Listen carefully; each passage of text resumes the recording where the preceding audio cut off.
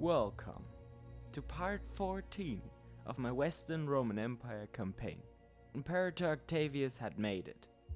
He reconquered Britannia and then surpassing himself by conquering the entire Persian Empire. The Roman Empire again had a great emperor who had managed to surpass Augustus, Trajan, and even the mighty Alexander. But will his success be long-lasting, or will the empire be smoked in revolts? And so welcome to Crusader Kings 3, The Fallen Eagle. Rome was bigger and more powerful than ever before, except for a few smaller vassals. Hello there! All of Persia was now subject to Rome. This also meant that Rome had conquered all potential enemies, so that there was hardly any danger from outside the borders. But the greatest danger now came from within their own ranks, and it would take a long time before Persia would completely bow to Roman rule. With the great conquest of Persia, my vassal limit was extended, and so I created new king titles to counteract this. And because I felt a little sorry for my firstborn son, whom I had disinherited, I gave him the kingdom of Britannia. To counteract rebellions and uprisings, I quickly began to convert the Persian kings to my faith. And I was very successful with my approach, and the first Christian regions quickly formed in Persia. I was quite sure that after Octavius' death, riots would break out, and so I decided to use the time to conquer Hayastan. Besides, the empire just looks a lot nicer when there is not another country in it. The war was easy for me. But as I had already feared, the first revolts were not long in coming. And so, there were some factions that wanted to revolt. But I managed to calm them down and avoid a war, at least for the time being. In Ireland, I was attacked by tribes at the same time, but thanks to my legions, I was able to fight them off without any problems. Meanwhile, Britannia was once again completely at a civil war. I don't think I've ever had a campaign where that didn't happen. I don't know. In the course of time, there was a peasant uprising. Peasant uprising again. Okay, where is it? Here it is. Oh, it's a huge peasant uprising. Let's see.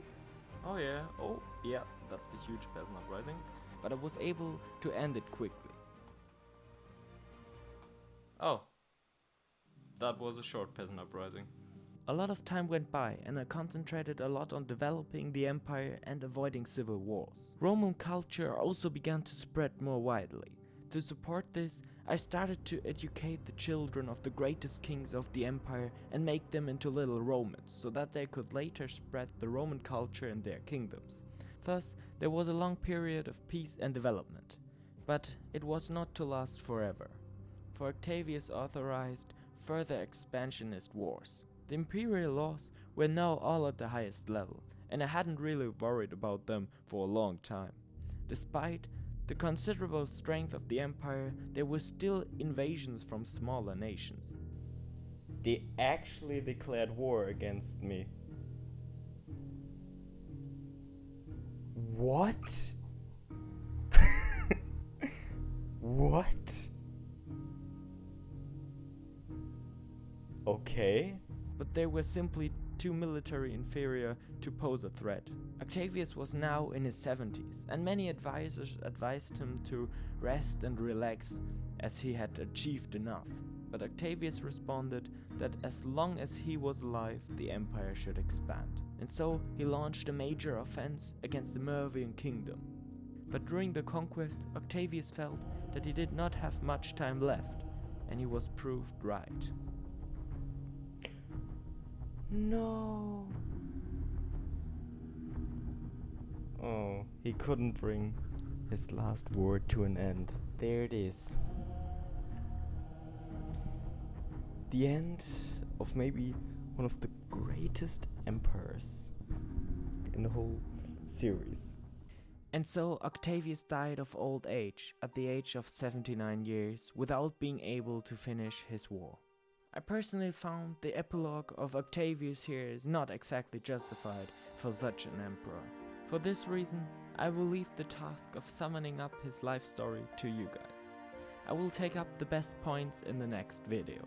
Due to the death of Octavius, Marcianus ascends the throne and is declared the new emperor of the Roman Empire.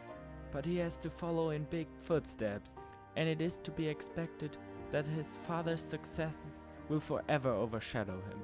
Like his father, Marcianus was a skilled politician and therefore had no difficulty in bribing angry vassals. And so many years passed while the new emperor tried to bring peace and order back into the troubled empire. To a large extent, he was successful in its efforts to keep the empire stable and to continue Octavius' projects in case of development. And yet, despite all his efforts, a peasant uprising occurred. But the peasants had no chance against the Roman army and were mercilessly defeated.